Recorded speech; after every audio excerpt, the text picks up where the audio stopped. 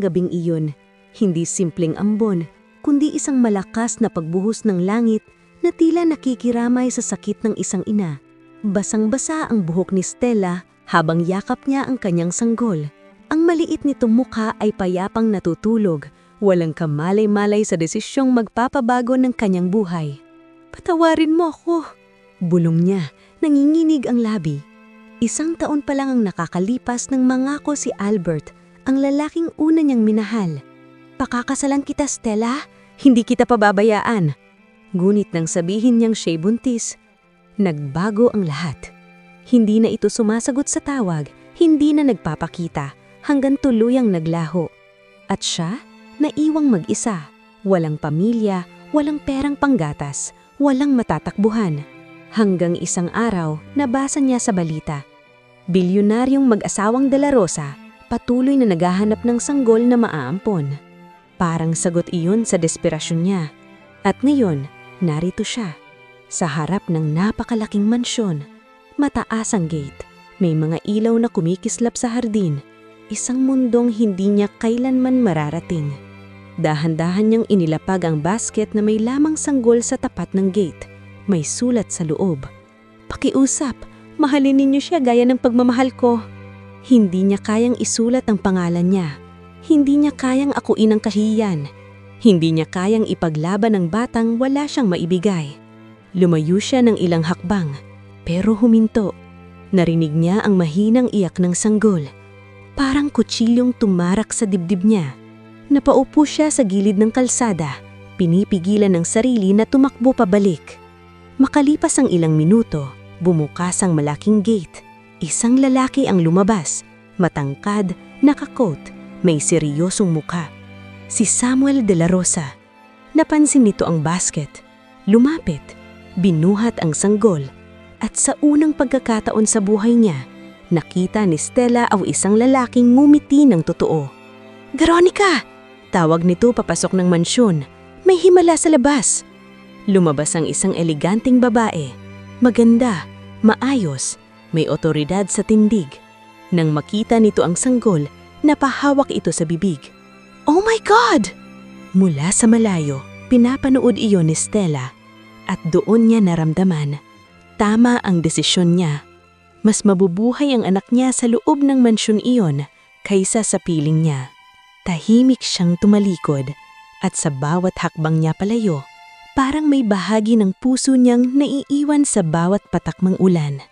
Hindi niya alam, ang pag-alis na iyon ang simula ng mas gulong pagbabalik. 1 taon ang lilipas, 1 taon ng pananahimik. Ngunit ang dugo ng isang ina ay hindi kailanman nananahimik. At sa pagbabalik niya, hindi lang ang anak niya ang mababago ang buhay, kundi pati ang lalaking minsang ngumiti sa ulan. At ang babae, handang pumatay para mapanatili ang kanyang pangalan bilang Mrs. De La Rosa. Magiging digmaan ang pag-ibig, at ang unang sugat ay hindi pa man lang nagdurugo. 1 taon. 1 taon na pilit nilunod ni Stella ang sarili sa trabaho, sa pagod, sa katahimikan. Lahat wag lang marinig ang iyak na gabi-gabi niyang naririnig sa kanyang alaala. Ngunit walang araw na hindi niya naisip ang anak. Tuwing makakakita siya ng batang kasing edad nito, napapahinto siya. Tuwing makakarinig ng halakhak ng sanggol, napapapikit siya. At ngayon, narito siya, sa parehong kalsada, sa parehong gate. Ngulit hindi na siya ang babaeng wasak at basang-basa sa ulan. Ngayon mas payat siya, mas seryoso, mas may determinasyon ang mga mata.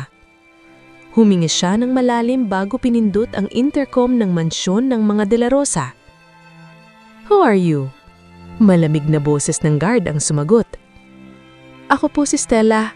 Naghahanap lang po ako ng trabaho, kahit bilang katulong o yaya." Hindi niya kayang sabihing ina siya. Hindi pa. Ilang minutong katahimikan. Pagkatapos ay bumukas ang gate. Pinapasok siya. Habang naglalakad papasok sa malawak na hardin, bumalik ang alaala ng gabing iniwan niya ang kanyang sanggol. Naninginig ang kamay niya. Sa terrace ng mansyon, may isang lalaking nakatayo. Matangkad, formal, makisig. Si Samuel de la Rosa. Mas malapitan, mas kapansin-pansin ang kanyang presensya. Ang kanyang mga mata, malalim, tila laging nag-iisip. Nagkatinginan sila. At sa hindi maipaliwanag na dahilan, parang may kumirot sa dibdib ni Samuel. Anong kailangan mo? Diretsyo nitong tanong. Sir, naghahanap po ako ng trabaho, kahit bilang katulong o yaya. Hindi niya kayang sabihing ina siya. Hindi pa. Tinitigan siya nito mula ulo hanggang paa. Hindi siya nakasuot ng mamahaling damit. Simple lang, ngunit hindi maitatanggi ang natural na ganda niya. May kakaibang lungkot sa kanyang mga mata. May experience ka ba sa paghahalaga ng bata? Parang sinuntok ang dibdib ni Stella. Opo. May anak ka? Saglit siyang natigilan. Wala po. Mahina niyang sagot. Isang kasinungalingong kumapit sa lalamunan niya.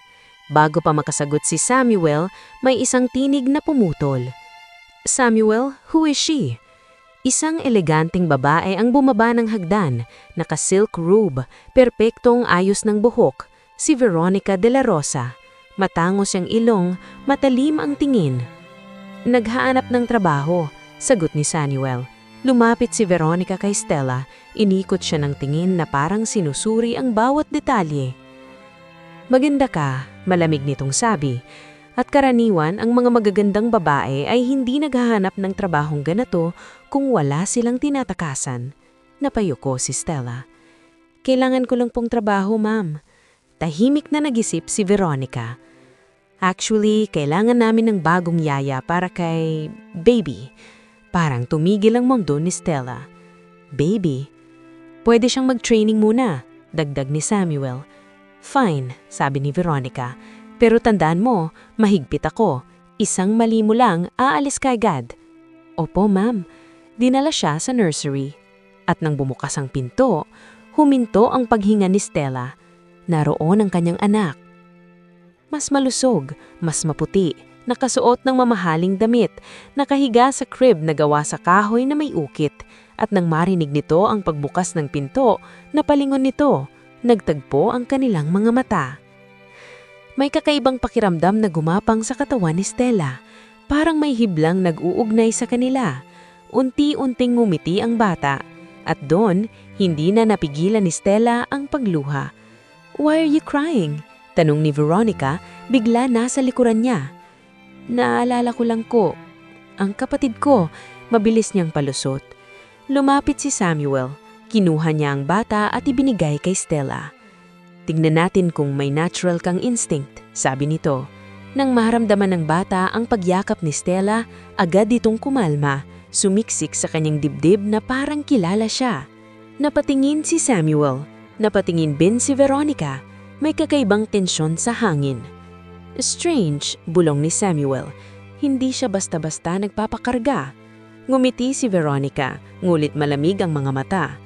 Coincidence. Ngunit sa loob-loob niya, may hindi siya nagugustuhan. May kakaiba sa babaeng ito at sa paraan ng paghawak niya sa bata, parang hindi lang ito isang yaya. Habang yakap ni Stella ang anak niya, may isang pangako siyang tahimik na binuo sa sarili. Hindi na siya aalis muli. Hindi na siya tatakbo, kahit kailangan niyang sirain ang katahimikan ng isang kasal, kahit kailangan niyang harapin ang galit ng isang legal na asawa. Dahil ang isang inang minsang nagkamali ay hindi na muling magpapatalo. At sa pagkakataong ito, hindi lang niya babawiin ang anak niya, kundi pati ang lalaking unti-unti nang tumitibok ang puso para sa kanya. Hindi sinasadya ang lahat. Iyon ang paulit-ulit na sinasabi ni Samuel sa sarili niya. Ngulit habang pinapanood niya si Stella na buhat ang bata sa hardin kinabukasan, hindi niya maipaliwanag kung bakit tila may humihila sa kanya palapit. Maaga pa, nasa veranda siya, may hawak na tasa ng kape. Tahimik ang buong mansyon. Sa ibaba, marahang kinakantahan ni Stella ang sanggol. Isang simpleng lalabay. Walang arte, walang pakitang tao.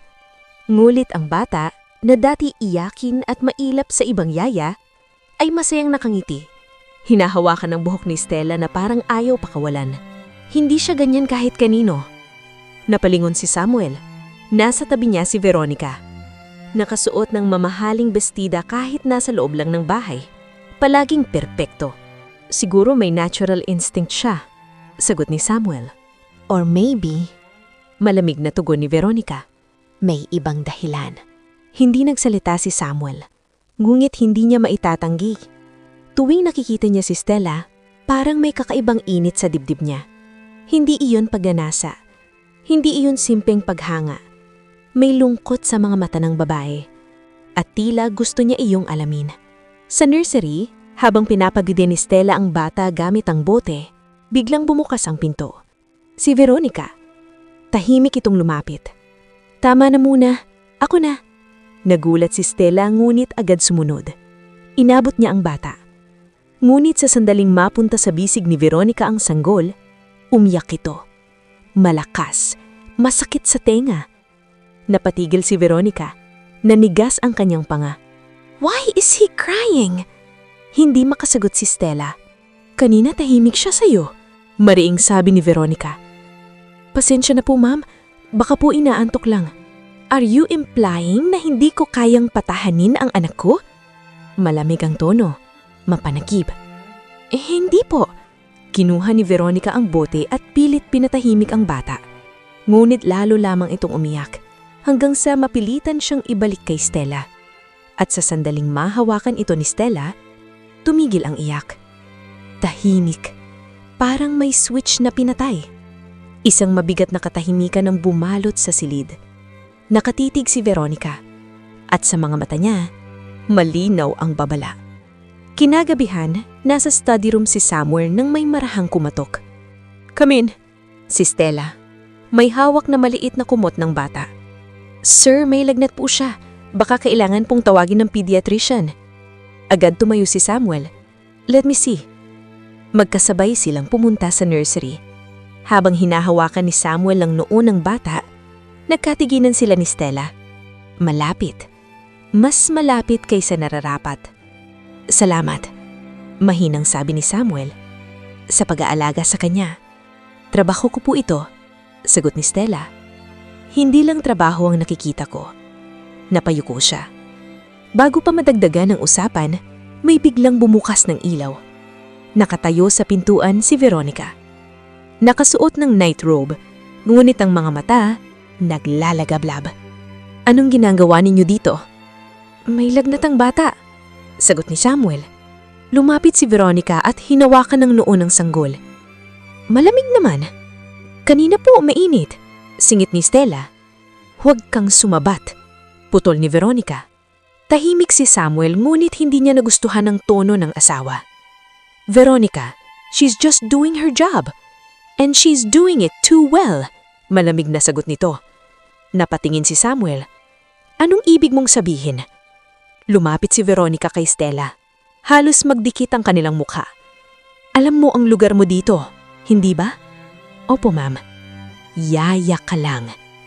Bumigat ang hangin. Ngunit bago pa makasagot si Stella, nagsalita si Samuel. That's enough, Veronica. Nagulat silang dalawa. Hindi karaniwang kinokontra ni Samuel ang asawa sa harap ng iba. Ngunit ngayon, ginawa niya iyon. Let's not create drama over nothing. Nanlaki ang mata ni Veronica.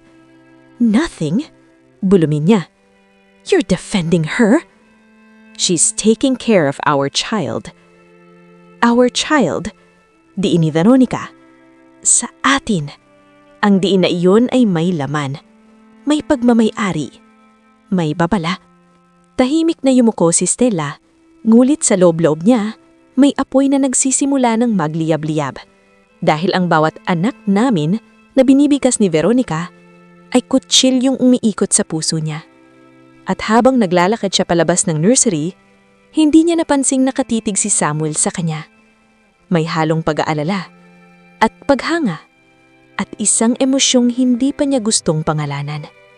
Sa likod nila, naiwan si Veronica. Mag-isa.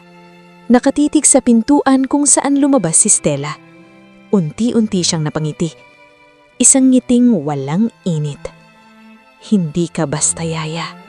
At hindi ako basta asawa. At kung may digmaang gustong simulan si Stella, handa siyang tapusin iyon. Sa kailan paraan. Isang lalaking unti-unti nang nahuhulog. Gabing tahimik ang mansyon. Ngunit sa loob ng silid na Samuel, magulo ang kanyang isip. Nakapayo siya sa harap ng bintana, hawak ang isang baso ng wine na hindi niya iniinom. Paulit-ulit na bumabalik sa kanyang eksena kanina. Ang pagkakahawak niya kay Stella, ang pag-aalog ng kanyang dibdib nang magdikit ang kanilang mga katawan. Hindi iyon tama. Hindi dapat. May asawa siya. Ngunit bakit tila hindi na niya maramdaman ang init ng tahanan sa piling ni Veronica? Samantala, sa nursery, mahimbing na natutulog ang bata sa kandungan ni Stella. Hindi niya ito maibaba sa crib dahil tuwing susubukan niya, nagigising ito at umiiyak. Shh! Nandito lang si Mama. Natigilan siya sa salitang nabitawan. Mama. Mabilis niyang tinakpan ng bibig. Hindi niya dapat iyon sabihin. Hindi pa. Ngulit sa bawat araw na lumilipas, mas nahihirapan siyang tigilan ng sarili. Biglang bumukas ang pinto. Napalingon siya. Si Samuel. Nakatayo ito sa may pintuan, tahimik siyang pinagmamasdan. Hindi pa siya natutulog? Mahinang nitong tanong. Gusto niya pong may katabi, sagot ni Stella. Lumapit si Samuel. Umupo sa sofa sa tabi niya.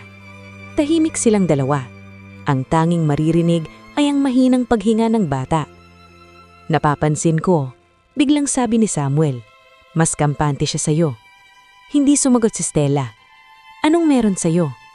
Napatingin siya sa lalaki. Sa mga mata nitong tila may hinahanap. Wala po. I don't think so. Napabuntong hininga si Samuel. Alam mo ba, bago siya dumating sa amin, halos masira ang relasyon namin ni Veronica. Ilang taon kaming naghintay. Ilang IVF ang hindi naging matagumpay. Ilang beses siyang umiiyak sa banyo habang wala akong magawa. Nakatitig si Stella sa bata. Ngulit ramdam niya ang bigat ng mga salita nito. Nang makita ko siya sa labas ng gate, parang binigyan kami ng juice ng pangalawang kagalakan. Napapikit si Stella. Kung alam lang niya. Pero ngayon, dugtong ni Samuel. Parang may nagbabago na naman. Tungkol po sa nangyari kanina? Hindi lang iyon. Tahimik na napalunok si Stella. Simulang nagdumating ta, parang mas naging komplikado ang lahat. Parang tumigil ang oras. Kung may mali man po akong nagagawa, pwede po ninyo akong paalisin. Mahinang sabi niya. Agad na patingin si Samuel sa kanya. Ayokong umalis ka. Napahinto si Stella. Hindi niya inaasahan yun. Sir, hindi dahil sa bata lang. Mas lalong bumigat ang hangin sa pagitan nila. May mga salitang gustong kumawala, ngulit pareho nilang piniigilan. Dahil may hangganang hindi dapat tawirin. Biglang umiyak ang bata. Sa gulat, napahigpit ng hawak ni Stella at muntik na itong madulas. Mabilis na kumilos si Samuel at hinawakan ang likod niya upang alalayan. Muli, nagdikit ang kanilang mga katawan. Ngulit ngayon, mas matagal, mas ramdam. Ang kamay ni Samuel ay nasa baywang ni Stella at ang kamay ni Stella ay nasa dibdib ng lalaki. Naririnig niya ang mabilis nitong tibok. Stella, halos bulhong ni Samuel. Hindi niya alam kung anong sasabihin. Hindi niya alam kung lalayo o mananatili. Ngulit bago pa man sila makagawa ng hakbang, nang may malakas na kalabog. Bumukas ang pinto. Nakatayo roon si Veronica.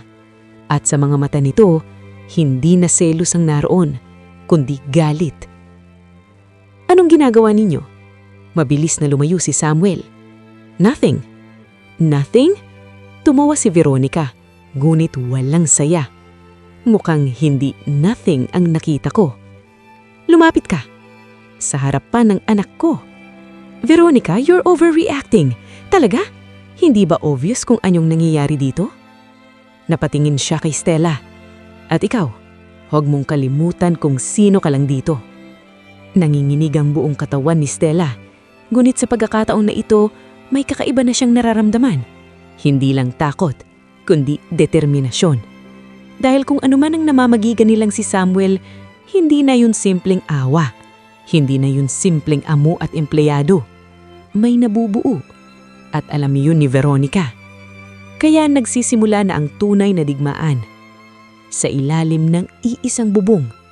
Sa pagitan ng legal na asawa at ng babaeng may lihit na mas malalim kaysa sa kanilang lahat. Hindi agad nagsalita si Veronica. Ngunit ang katahimikan niya ay mas nakakatakot kaysa sa sigaw. Nakatingin siya kay Stella na parang hinuhubaran ito ng lahat ng maskara. Lumabas ka, malamig niyang utos. Veronica? Pigil ni Samuel. I said lumabas ka. Walang nagawa si Stella kundi sundin. Dahan-dahan niyang ibinaba ang bata sa crib, saka lumabas ng nursery. Ngulit bago patuluyang maisara ang pinto, narinig niya ang malakas na boses ni Veronica. Hindi mo ba nakikita kung anong ginagawa mo sa akin, Samuel? Wala akong ginagawang masama. Talaga? O hindi mo lang kayang aminin? Hindi na niya narinig ang kasunod dahil sa hallway pa lang nanginginig na ang tuhod niya. Muntik na silang mahuli sa isang bagay na hindi pa naman talaga nangyayari. Pero pareho nilang alam na may namumuo. Kinabukasan, maagang nagising si Stella. Nagulat siya nang makita si Veronica sa kusina. Nakaupo, may hawak na folder. Umupo ka, utos nito. Tahimik siyang sumunod. Ibinukas ni Veronica ang folder. Mga papeles. Sinuri ko ang background mo. Nanlamig ang dugo ni Stella. Simple lang ang record mo. Walang pamilya. Walang permanenteng address. Parang bigla ka na lang sumulpot. Tahimik siya. Alam mo ba kung kailan ko pinakaayaw ang isang tao? Dugtong ni Veronica. Kapag mo'y tinatago. Wala po akong tinatago, ma'am. Talaga? Tumayo si Veronica. Kasi napansin ko ang kakaibang koneksyon ninyo ng bata. Hindi makahinga si Stella. Parang kilala ka niya. Parang dugo mo siya. Parang may sumabog sa tenga ni Stella. Hindi. Hindi pa pwede. Hindi po totoo yan. Biglang inilabas ni Veronica ang isang maliit na papel mula sa folder. Isang lumang sulat. Ang sulat na iniwan sa basket 1 taon na ang nakalilipas. Kilalang kilala ko ang sulat na ito, sabi ni Veronica. Binasa ko ito ng daan-daang beses na pakiusap, mahalin ninyo siya gaya ng pagmamahal ko. Lumunok si Stella. Alam mo ba kung bakit? Dahil araw-araw kong iniisip kung anong klaseng ina ang kayang mag-iwan ng anak sa ulan. Parang tinadtad ang puso ni Stella. Isang duwag, malamig na dagdag ni Veronica. Napayuko si Stella. Hindi niya kayang sagutin iyon. Pero mas duwag ang babaeng babalik para guluhin ang tahimik na buhay ng iba. Umangat ang tingin ni Stella. May luha sa mga mata niya. Ngulit matatag ang kanyang boses. Kung may ina man pong bumalik, siguro dahil hindi na niya kayang tiisin ang layo sa anak niya. Nagtagpo ang kanilang mga mata. Isang mahabang segundo. At doon halos mabunyag ang lahat. Anong ibig mong sabihin? Maingay na tanong ni Veronica. Bago pa makasagot si Stella, may boses mula sa likod. Anong nangyayari dito? Si Samuel. Nakatayo sa pintuan. Mabilis na isinara ni Veronica ang folder. Nothing. Pinapaalalahanan ko lang ang yaya kung ano ang boundaries niya. Lumapit si Samuel. Napansin niya ang pamumulan ng mata ni Stella. Why is she crying? Sensitive lang siguro, sagot ni Veronica. Sir, pasensya na po. Mahinang sinabi. Tatalikuran na sana siya nang biglang salita si Veronica. Samuel, huminto siya. Kung sakaling malaman mo na may malaking kasinungalingan sa loob ng bahay na ito, anong gagawin mo? Napatingin si Samuel sa kanya. Anong klaseng kasinungalingan? Yung kayang sirain ng pamilya? Bumigat ang hangin. Sandaling napatingin si Samuel kay Stella. May kaba sa dibdib niya. Hindi niya alam kung bakit, ngulit may pakiramdam siyang may mas malalim pang dahilan kung bakit iba ang tingin niya sa babaeng ito. Kung may kasinungalingan man, sagot niya sa wakas, mas mabuti nang malaman ng totoo. Sandaling nagkatinginan sina Stella at Veronica. At sa sandaling iyon, alam ng dalawa, hindi na ito basta selosan. Ito ay laban ng katotohanan. At kapag lumabas ang lihim, may isang puso ang tuluyang madudurog. Tanong na lang, sino? Hindi mapakali si Stella buong araw. Paulit-ulit na bumabalik sa isip niya ang mga sinabi ni Veronica. Ang sulat, ang paratang, ang titig na parang kaya siyang hubaran ng lahat ng lihim.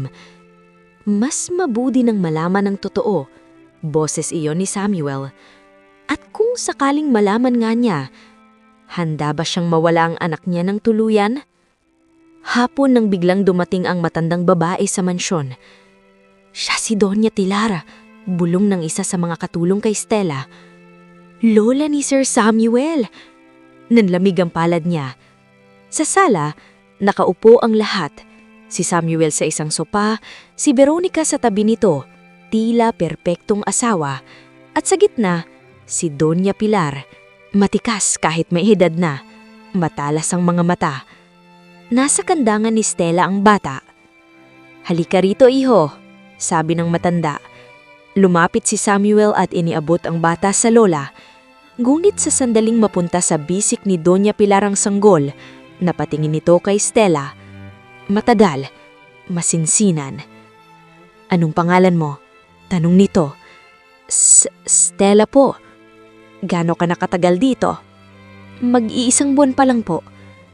Tahimik na tumanggo ang matanda, ngunit hindi inaalis ang tingin sa mukha niya. Mukhang kayong magkahawig, parang tumigil ang mundo. "Ano po?" sabay na tanong ni Veronica at Stella. "Ang bata at ang yaya," diretsyong sabi ni Doña Pilar. "Tingnan mo ang mga mata, parehong-pareho." Biglang natahimik ang buong sala. Napangiti si Veronica, ngulit pilit. "Lola, coincidence lang siguro po." "Siguro," sagot ng matanda, pero malakas ang dugo. Nalalamig ang likod ni Stella. "Lola, huwag ka namang mag-imbento." Biro ni Samuel, ngunit may bahid ng kaba ang tono. "Hindi ako nag-iimbento," sagot ni Doña Pilar. "Sanay akong magbasa ng mukha at may kung anong kwento sa pagitan ng dalawang yan." Nagsalubong ang mga tinig ni Stella at Samuel. Sa unang pagkakataon, may tanong sa mga mata ng lalaki. Kinagabihan, nasa teras si Stella, pinapahanginan ng bata. Tahimik ang gabi. Biglang may yabag. Si Samuel. "Pwede ba kitang makausap?" Tumanggo siya. "Kanina, sinabi ni Lola na magkahawig kayo." "Opo." "May gusto ka bang sabihin sa akin?" Diretso ang tanong. Hindi siya nakahanda. "Nagkataon lang siguro po." Lumapit si Samuel. Mas malapit kaysa dati. "Stella, simula nang dumating ka, may pakiramdam akong may kulang sa kwento mo." Nanginginig ang puso niya. Kung magsasalita siya ngayon, magbabago ang lahat. "Kung may problema ka, pwede mong sabihin sa akin." Bakit siya ganoon magsalita? Bakit parang hindi amo ang kausap niya, kundi isang lalaking nag-aalala? "Sir, wala po talaga." Saglit na natahimik si Samuel. Pagkatapos, mahina itong nagsalita. "Alam mo bang kapag tinitignan kita habang hawak mo siya, parang totoo kang ina?" Parang piniga ang dibdib ni Stella. Hindi niya napigilan ang pagluha. "Stella?" Dahan-dahan, inabot ni Samuel ang pising niya at pinunasan ng luha. Isang simpleng haplos, ngunit parang kuryenteng dumaloy sa kanilang dalawa. At sa sandaling iyon, hindi na nila kayang magsinungaling sa sarili. May namamatigitan na. Isang damdaming hindi dapat. Isang koneksyong mas malalim kaysa sa dapat nararamdaman ng isang amo sa yaya. Ngunit, bago pa sila tuluyang magpadala, may malakas na boses mula sa likuran. "Samuel!" Napaatras si Stella. Nakatayo si Veronica sa may pintuan ng teres. Nanlilisik ang mga mata. "So this is what you do behind my back?" "Veronica, huwag mo kong tawagin ng ganyan na wala kang kasalanan." Lumapit siya. "At ikaw," turo kay Stella, "akala mo hindi ko napapansin? Akala mo hindi ko nakikitang paraan mong mangiting sa asawa ko?" "Ma'am, wala po." "Tumigil ka." Umiyak ang bata dahil sa sigaw. Agad itong niyakap ni Stella at muling tumahimik ang sanggol sa dibdib niya. Iyon ang lalong nagpasiklab sa galit ni Veronica. "Hindi normal yan!" Sigaw nito. "Hindi normal na mas gusto ka niya kaysa sakin."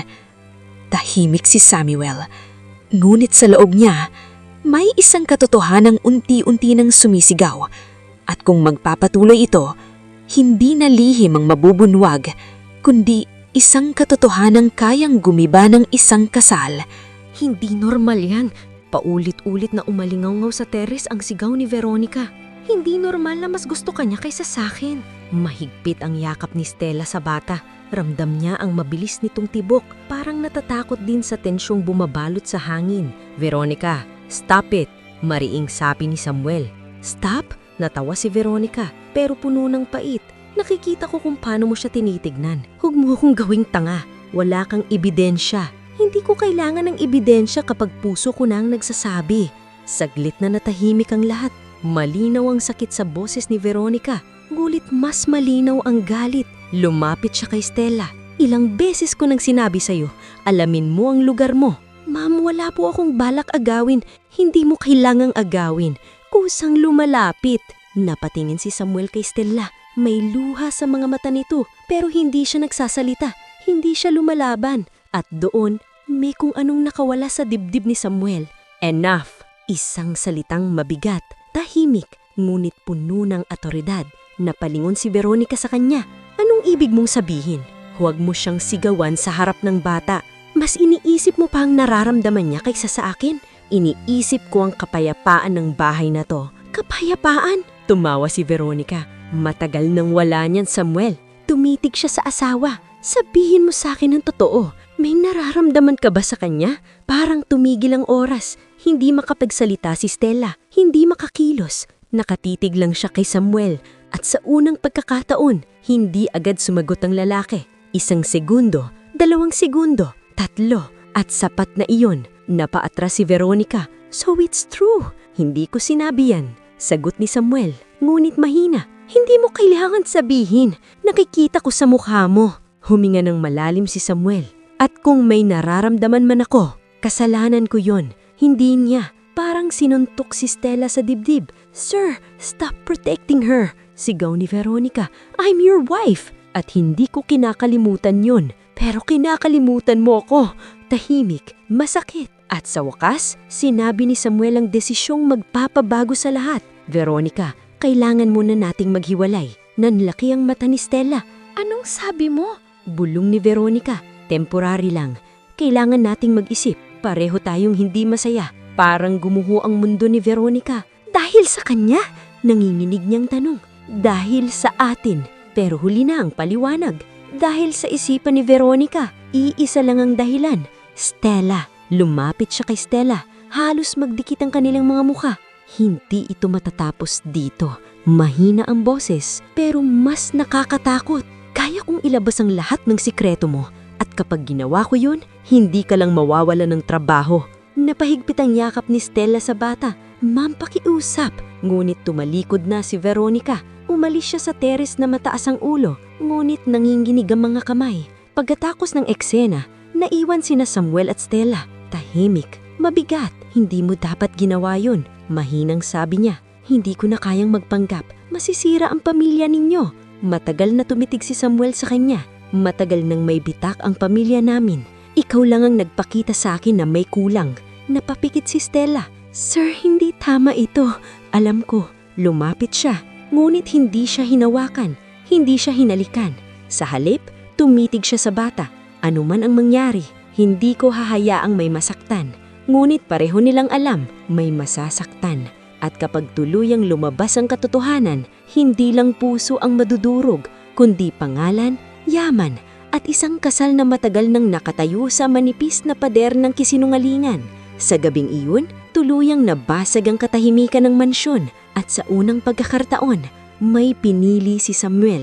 Hindi pa si Stella, hindi pa ang pag-ibig, kundi ang katotohanang hindi na siya masaya. At iyon ang simula ng tunay na giyera. Hindi umalis si Veronica ng mansyon. Hindi pa. Sa halip, mas lalo siyang naging tahimik. At mas lalong naging mapanganib. Sa loob ng kanyang silid, nakaupo siya sa harap ng vanity mirror. Maayos ang kanyang buhok, perpekto ang kanyang makeup. Ngunit ang mga mata niya, naglalaglablab. Akala mo panalo ka na. Bulong niya sa sariling refleksyon. Hindi mo pa ako kilala. Kinuha niya ang kanyang cellphone at tinawagan ng kanyang kibadong investigador. Hanapin mo ang babaang yon. Lahat. Simula pagkabata Hanggang ngayon. Samantala, walang kaalam-alam si Stella. Nasa nursery siya, pinapalitan ng damit ng bata. Ngumiti ito sa kanya habang hinahawakan ng kanyang daliri. Ang kulit mo talaga, bulong niya, puno ng pagmamahal na hindi na niya kayang itago kahit sa sarili. Biglang may kumatok. Ma'am Stella, isa sa mga katulong. Pinapatawag po kayo ni Ma'am Veronica sa study room. Nanlamig ang likod niya. Sa study room, malamig ang hangin mula sa aircon. Nakatayo si Veronica sa tabi ng mesa. May ilang papel na nakalatag. Umupo ka. Tahimik na sumunod si Stella. Ilang segundo ang lumipas bago nagsalita si Veronica. Alam mo ba kung anong petsa ngayon? Hindi po. 1 taon at 1 linggo mula nang matagpuan namin ang bata sa gate. Parang may humawak sa leeg ni Stella. Interesting coincidence, hindi ba? Dagdag ni Veronica. Hindi siya makasagot. Dahan-dahang itinulak ni Veronica ang isang papel papunta sa kanya. Isang CCTV still image mula sa labas ng mansyon. Isang babaeng naka-hoodie may hawak na basket. Kahit malabo ang kuha, makikilala niya ang sarili. Nanghina ang mga kamay niya. Hindi malinaw ang mukha, sabi ni Veronica, pero may nakita akong kakaiba. Naglabas siya ng isa pang papel, isang close-up, isang maliit na marka sa pulso ng babae sa larawan, isang hugis bituing nunal, at ganun din ang nunal sa kaliwang pulso ni Stella. Mabilis ning tinakpan ng kamay. Ngumiti si Veronica. Bingo! Hindi na makahinga si Stella. Sabihin mo sa akin, malamig na tanong ni Veronica, ikaw ba ang babaeng nag-iwan sa anak ko sa gate? Parang tumigil ang mundo. Hindi na niya kayang magsinungaling. Hindi sa pagkakataong ito. Ma'am, nanginginig ang boses niya. Sumagot ka. Oo po. Isang salitang halos hindi marinig. Ngulit, sapat. Natahimik si Veronica. Walang sigaw, walang hysterical na reaksyon. Mas nakakatakot ang katahimikan niya. So you admit it? Opo. Anak mo siya. Tumulo ang luha ni Stella. Opo. Isang mahadang segundo ang lumipas. Pagkatapos, isang malakas na sampal. Napalingang ang mukha ni Stella. Wala kang karapatan, sigaw ni Veronica. Wala kang karapatang bumalik at guluhin ang buhay namin. Hindi ko po balak agawin siya. Sinungaling. Hinawakan ni Veronica ang buhok niya. Pinaglalaruan mo kami, ginamit mo kami para buhayin ang anak mo. Hindi po, umiyak na si Stella. Iniwan ko siya dahil wala akong maibilay. Akala ko mas mabuti sa inyo. Hindi mo dapat siya iniwan kung mahal mo siya. Masakit ang bawat salita dahil totoo. Ngulit bago pa lumala ang sitwasyon, bumukas ang pinto. Veronica, si Samuel. Napatigil siya sa esenang nakita. Namumula ang pisngi ni Stella. Nakalatag ang mga papel. Anong nangyayari? Tahimik na humarap si Veronica sa kanya. Tanungin mo siya. Napatingin si Samuel sa Stella. Stella? Hindi niya alam kung magsasalita siya. Ngunit alam niyang, ito na ang sandali. Hindi na niya kayang itago pa. Huminga siya ng malalim at tumingin diretso sa mga mata ni Samuel. Sir, ako po ang nag-iwan sa bata sa gate ninyo. Parang may sumabog sa loob ng silid. Nanlaki ang mata ni Samuel. Anong ibig mong sabihin? At sa unang pagkakataon, lumabas ang katotohanang kayang gumiba ng lahat. Anak ko po siya. Tahimik, mabigat, isang revelasyon ng hindi na mababawi. Parang tumigil ang mundo sa loob ng study room. Anak mo, halos pabulong na ulit ni Samuel. Ang mga mata niya, hindi galit kundi gulat at sakit. Tahimik na tumano si Stella. Hindi na niya kayang itago. Hindi na niya kayang tumakas. Opo, sinungaling siya. Singit ni Veronica. Gusto niya lang tayong manipulahin. Ngulit hindi inalis ni Samuel ang tingin kay Stella. Kailan pa? Talong niya. Simula pa po, sagot ni Stella. Ako po ang nag-iwan sa kanya sa harap ng gate ninyo. Nanikip ang dibdib ni Samuel. Ikaw! Ang babaeng nasa sulat. Opo, biglang tumawa si Veronica. Mulit wala iyong saya. Ang galing mo, nagpanggap kang yaya para makapasok sa bahay namin. Hindi po para guluhin kayo. Umiiyak na si Stella. Gusto ko lang siyang makita. Kahit malayo, kahit hindi niya ako kilalanin. Pero kinilala ka niya. Mariing sabi ni Veronica. Dugo mo siya. Tahimik si Samuel. Mula sa simula, ang kakaibang koneksyon, ang pagkakahawig, ang instinct ng bata. Lahat may paliwanag na ngayon. Bakit mo siya iniwan? Mahinang tanong niya. Napapikit si Stella. Wala po akong pera. Iniwan ako ng ama niya. Wala akong pamilya. Hindi ko siya kayang buhayin. Akala ko, mas mabuti sa inyo. Hindi mo man lang kami hinarap. Tanong ni Samuel. Wala po akong lakas ng loob. Isang mabigat na katahimikan ang bumalot sa silid. Pagkatapos, malamig na nagsalita si Veronica. Samuel, malinaw na malinaw ito. Niloko niya tayo. Pwede natin siyang ipakulong. Ma'am, hindi ko po kayo niloko. Pakiusap ni Stella. Hindi ko inangkin ang pagiging ina habang nandito ako. Hindi ko po inagaw pero bumalik ka. Opo, dahil hindi ko na po kaya. Napatingin si Samuel sa kanya. Sa unang pagkakataon, hindi niya makita ang babaeng aakit siya. Ang nakikita niya,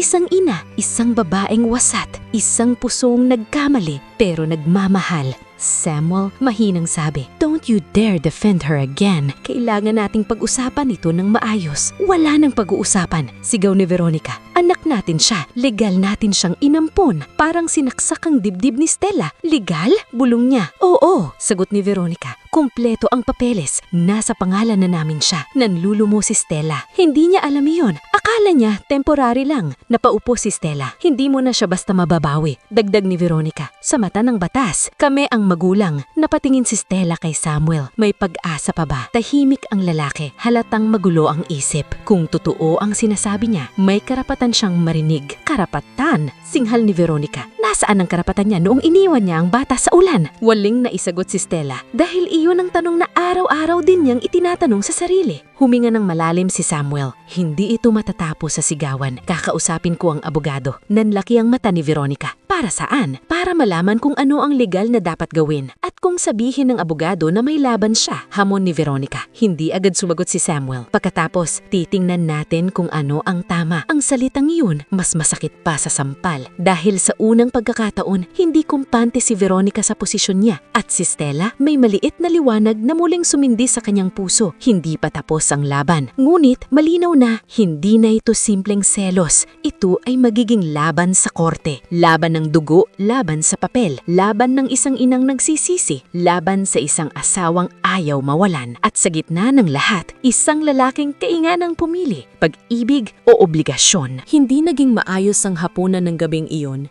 Tahimik ang buong mesa. Naroon ang mamahaling pagkain, kristal na baso at perpektong dekorasyon, ngunit parang walang saysay ang lahat. Hindi bumaba si Stella. Pinili niyang manatili sa nursery, yakap ang anak, habang sa ibaba, unti-unting nababasag ang kasal ng mga Dela Rosa. Tumawag na ako sa abogado. Malamig na sabi ni Samuel habang hinihiwa ang steak na halos hindi niya kinakain. Napahinto si Veronica. Talaga? Kailangan nating malaman ang legal na proseso. Para tulungan siya, diretso nitong tanong. Para malaman ang totoo. Ang totoo? Natawa si Veronica. Ngunit puno ng pait. Ang totoo ay inampun natin ang batang yun ng legal. May court order, may pirma, may seal. Pero hindi natin alam na may ina palang babalik. Kasalanan ba natin yon? Hindi sumagot si Samuel. Dahil sa loob-loob niya, may bumubulong. Kung alam lang niya noon, kung nakita niya ang mukha ni Stella sa ulan, magiging iba ba ang desisyon niya? Kinabukasan, dumating ang abogado ng pamilya, si Attorney Morales. Sa study room muli nagtipo ng tatlo. Hindi pinayagan ni Veronica na sumama si Stella, ngulit iginiit ni Samuel. Kailangan niya ring marinig. At sa unang pagkakataon, umupo si Stella sa harap ng abogado, hindi bilang yaya, kundi bilang ina. Ganito ang sitwasyon, panimula ni Attorney Morales. Kung may legal adoption na nangyari, malakas ang karapatan ng adoptive parents. Nanzumo si Stella, pero dagdag nito, kung mapapatunayan na may procedural lapse o may pagtatago ng impormasyon, pwedeng questionin. Napatingin si Samuel. Anong klaseng lapse? Tulad ng hindi pagsubok na hanapin ang biological mother bago isagawa ang finalization. Nanigas si Veronica. Sinunod natin ang proseso. May public notice po ba? Tanong ni Samuel. Tahimik si Veronica. Veronica? Bahagyang napakurap siya. May private arrangement tayo noon. Ayokong magpa-public notice dahil sa media. Ayokong maging usap-usapan. Napatingin ng abogado. Ibig sabihin hindi dumaan sa full publication requirement? Ginamit natin ang koneksyon ng pamilya. Malamig na sagot ni Veronica. Tahimik ang buong silid. At doon, may nabasag. Dahil kung may procedural shortcut na ginawa, may butas ang papel. At sa butas na iyon, may pag-asa. Hindi mo sinabi sa akin yan. Mahinang sabi ni Samuel. Ginawa ko yun para protektahan tayo o para kontrolin ang sitwasyon. Nalilisik ang mga mata ni Veronica. Ngayon ako ang may kasalanan? Hindi ko sinasabing may kasalanan ka, sagot ni Samuel. Pero hindi mo ako sinama sa buong proseso. Napatingin si Stella. Sa unang pagkakataon, nakita niya ang mas malalim na bitak sa relasyon ng dalawa. Hindi siya ang nagsimula nito, matagal na pala. Kung maghahain ng petition ang biological mother, patuloy ng abogado, may posibilidad na magbukas muli ang kaso. Gaano kalaki ang posibilidad na mabawi niya ang bata? Diretso ni Veronica, tapat po akong sasagot, hindi madali, pero hindi rin imposible. Parang may liwanag na sumilay sa dilim ni Stella. Ngunit kasabay noon, isang mas matinding laban ang naghihintay. Kung lalaban ka, malamig na sabi ni Veronica kay Stella, sisiguraduhin kong wala kang maiitirang pangalan. Tahimik siyang tumingin pabalik. Hindi po kayo ang kalaban ko. Mahinang sabi niya, ina lang po ako. Hindi, ikaw ang dahilan kung bakit nagkakagulo ang lahat. Biglang nagsalita si Samuel. Hindi siya ang dahilan. Nagtagpo ang kanilang mga mata. At hindi ko na kayang magpanggap na maayos pa ang kasal natin. Parang binagsakan ng bato si Veronica. Anong ibig mong sabihin? Tahimik si Samuel. Ngunit malinaw ang mensahe. May bitak sa papel at may bitak sa kasal. At kapag tuluyang nabasag ang dalawang iyon, hindi na maibabalik ang dati. Sa labas ng study room, hawak ni Stella ang kanyang dibdib. Hindi pa tapos ang laban. Ngunit ngayon, hindi na siya nag-iisa. At sa gitna ng lahat ng kaguluhan, may isang katotohanan na unti-unti nang lumalakas. Ang pag-iibig ni Samuel kay Stella, hindi na niya kayang itangi. At yon ang mas mapanganib kaysa sa kahit anong kaso sa korte. Hindi nakatulog si Stella buong gabi. Nakaupo siya sa tabi ng crib, pinagmamasdan ng anak na mahimbing na natutulog. Bawat paghinga nito ay parang paalala ng dahilan kung bakit kailangan niyang lumaban. Hindi na siya ang babaeng umiiyak sa ulan. Hindi na siya ang babaeng tumakas. Isa na siyang ina na handang harapin ang mundo. Kinabukasan, maagang umalis si Samuel ng mansyon. May meeting daw siya sa abogado. Ngunit bago siya sumakay sa kotse, napahinto siya nang makita si Stella sa may garden. May lakad ka? Tanong niya. Opo, sir. Saan? Huminga siya ng malalim. Magpa-file po ako ng petisyon. Tahimik si Samuel. Hindi galit. Hindi rin masaya.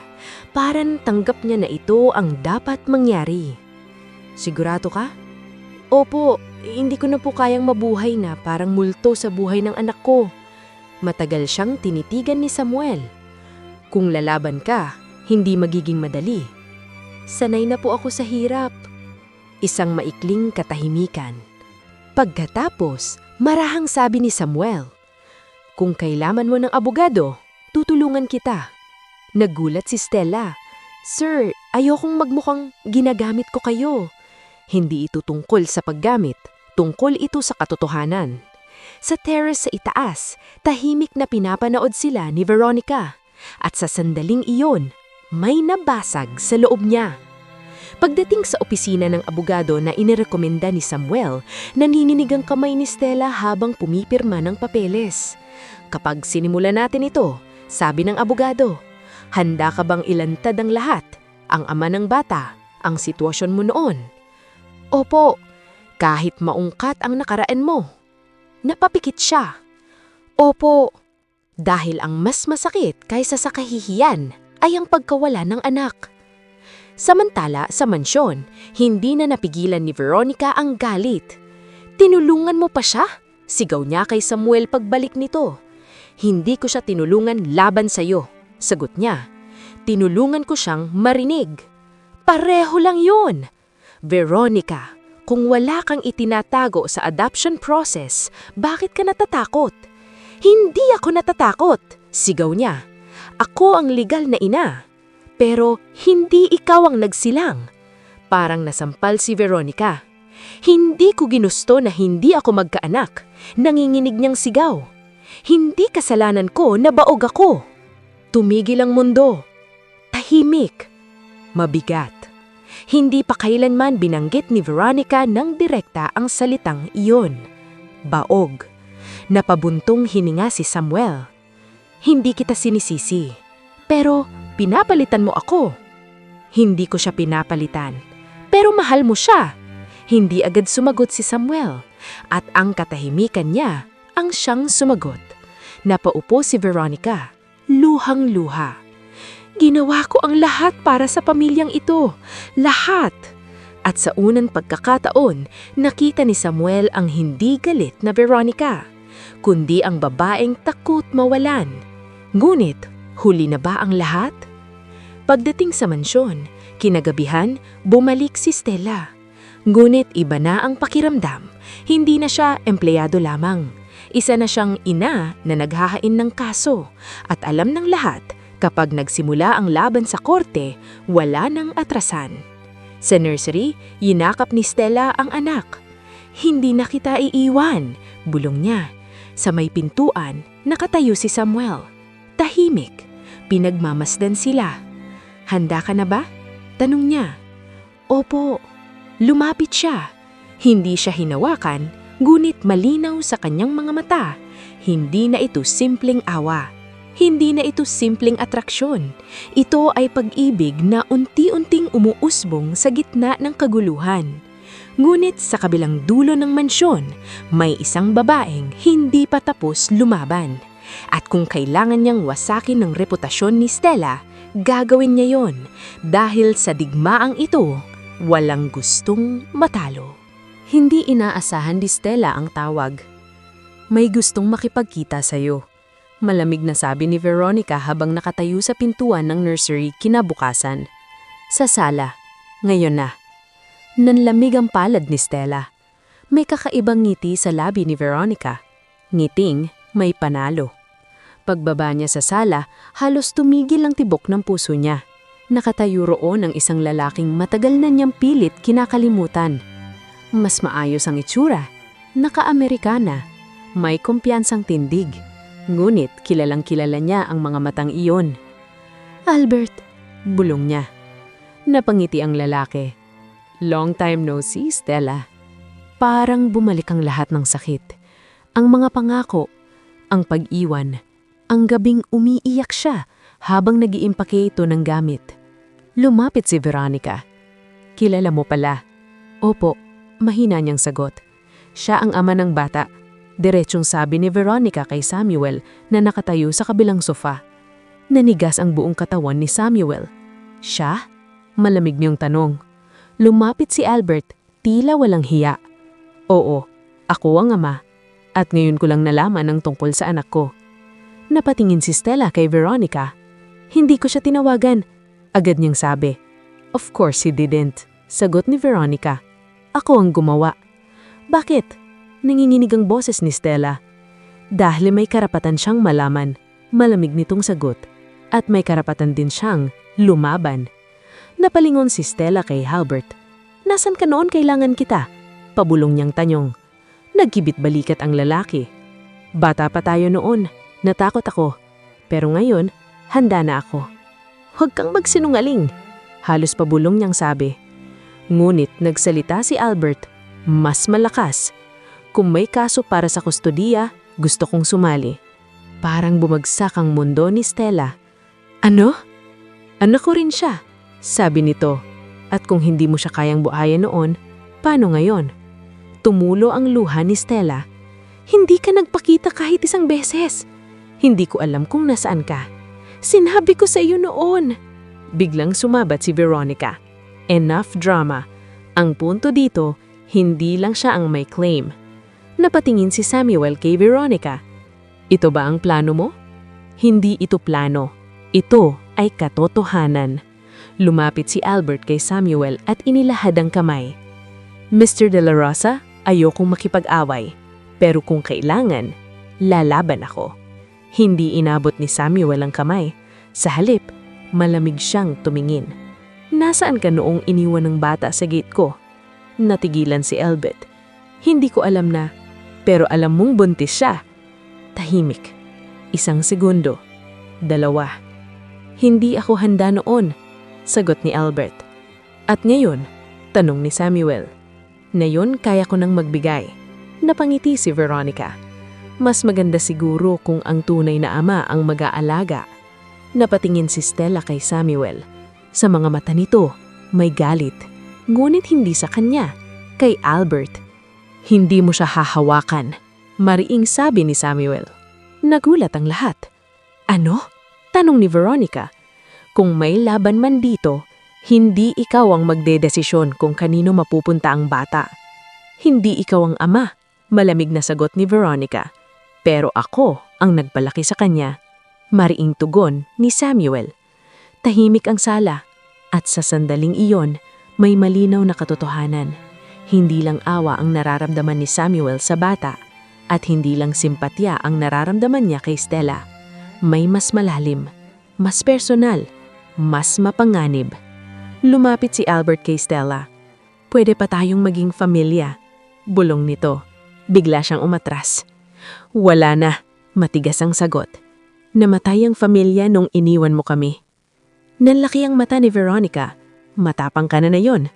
Opo, dahil hindi na ako nag-iisa. Nagtagpo ang mata nila ni Samuel. At sa unang pagkakataon, hindi siya umiwas. Ngulit malinaw na ngayon, mas lalo pang magiging magulo ang laban. Dahil hindi na ito laban ng ina at adoptive parents. Kasali na ang ama. At kapag nagsimula ang kaso, may posibilidad na wala sa kanilang tatlo ang manalo. Puno ang maliit na courtroom ng mabigat na katahimikan. Nasa unahan si Stella. Mahigpit ang hawak sa panyo habang pinipilit pakalmahin ng sarili. Sa kanan niya ang abogado. Sa kaliwa, si Samuel. Sa kabilang panig naman, magkatabi sina Veronica at Albert. 1 taon lamang ang nakalipas mula nang iwan niya ang sanggol sa harap ng mansyon. Ngayon, nasa harap siya ng batas at maaaring muling mawala ang anak niya. Case for custody review. Tawag ng clerk. Tumayo silang lahat. Habang nagsasalita ang hukom, pakiramdam ni Stella ay unti-unting nanlalamig ang kanyang mga daliri. Ito na. Wala nang atrasan. Naunang magsalita ang kampo ni Veronica. Your Honor, panimula ng abogado nila. Ang mga De La Rosa ay legal na nag-ampon sa bata. May dokumento, may pahintulot ng ahensya at may kakayahang pinansyal at emosyonal upang palakihin ito. Tahimik si Veronica. Matatagang mukha. Parang sigurado sa panalo. Ang biological mother, dagdag ng abogado, ay kusang iniwan ng bata at hindi nagpakita sa loob ng 1 taon. Parang kutsinong tumusok sa puso ni Stella ang mga salitang yun. Iniwan. Parang wala siyang dahilan. Parang wala siyang sakit. Tumayo ang abogado ni Stella. Your Honor, hindi po itinatanggi ng aking kliyente ang kanyang pagkakamali. Ngunit ang pag-alis ay hindi kawalan ng pagmamahal. Ito ay bunga ng matinding kahirapan at takot. Ikinwento ang kanyang kalagayan noon. Ang pag-iwan ng ama, ang kawalan ng trabaho, ang kawalan ng matatakbuhan. Tahini ang courtroom. Maging si Samuel ay nakayuko dahil alam niyang totoo ang bawat salita. Pagkatapos, tinawag si Albert sa witness stand. Lumakad dito nang may kumpiyansa. Ako ang ama ng bata, sabi niya. At bakit hindi ka nagpakita noon? Tanong ng abogado ni Stella. Hindi ako handa. Bata pa ako. Natakot. Ngayon, kaya ko na. May trabaho ka ba? Meron. Stable? Recently lang. May bulungan sa loob ng courtroom. Hindi ganap na matatag ang kanyang posisyon. Pagkatapos ay tinawag si Samuel. Tahimik ang bawat hakbang niya papunta sa witness stand. Mr. De La Rosa? Tanong ng hukom. Ano ang relasyon mo sa bata? Ako po ang nagpalaki sa kanya sa loob ng 1 taon. Mahal mo ba ang bata? Hindi siya nagatubili. Opo, kung sakaling maibalik sa biological mother, ano ang masasabi mo? Tahimik. Lahat nakatingin sa kanya. Dahan-dahan siyang tumingin kay Stella. At sa mga mata nito, nakita niya ang takot at pag-asa. At kung sakaling mapatunayan na siyang mas karapat-dapat, mahinahon niyang sagot. Hindi ko hahadlangan. Nagulat si Veronica. Samuel! Pabulong niyang sabi. Ngunit hindi siya pinangsin nito. Ang bata, dagdag ni Samuel, ay hindi pag-aari, siya ay buhay. At kung saan siya mas magiging buo, doon siya dapat. Napaluha si Stella. Hindi niya inaasahang maririnig yon mula sa kanya. Ngunit hindi pa tapos. May isa pa po akong gustong ilahad, sabi ni Samuel. Napalingon si Veronica. Amo? Ako ang nagpasimula ng review sa adoption papers. Nanlaki ang mata ni Veronica. Ano? Hindi ko alam noon. Ngayon ko lang nalaman. Namumutla si Veronica. Pinagpaksilan mo ko. Hindi siya sumagot. Dahil sa sandaling iyon, mas pinili niya ang katotohanan kaysa sa kasal. Nagpahinga ang hukom upang pag-aralan ang mga dokumento. Habang naghihintay, tahimik ang lahat. Lumapit si Veronica kay Stella. Akala mo nanalo ka na. Bulong niya. Hindi po ito laban para manalo, para ito sa anak ko. Hindi ka patapos sa akin. Malamig na sabi ni Veronica. Ngunit sa pagkakataong iyon, hindi na natakot si Stella. Muling bumalik ang hukom dahil sa procedural irregularities at sa karapatan ng biological parents, inaatasan ng korte ang full custody evaluation. Hindi pa ito final decision.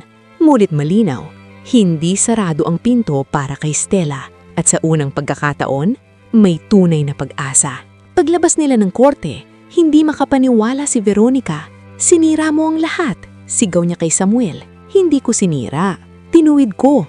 Para sa kanya, tahimik siya at ang katahimikan niya, muli ang sumagot. Habang papalayo si Stella, tinawag siya ni Samuel. Stella, huminto siya. Hindi ko alam kung saan hahantong ito, pero hindi ka na nag-iisa. Sa unang pagkakataon, ngumiti siya sa gitna ng kaguluhan. Ngulit alam nilang pareho, ang susunod na pagdinig ang magtatakda ng kapalaran ng lahat. At si Veronica, hindi pa nagbibigay ng huling baraha.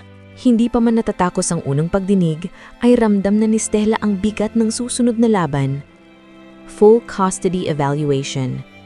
Ibig sabihin, sisilipin ang lahat. Ang nakaraan niya, ang kasalukuyan niya, ang kakayahan niyang maging ina, at higit sa lahat, ang pagkatao niya. 3 araw matapos ang unang hearing, dumating ang sabina.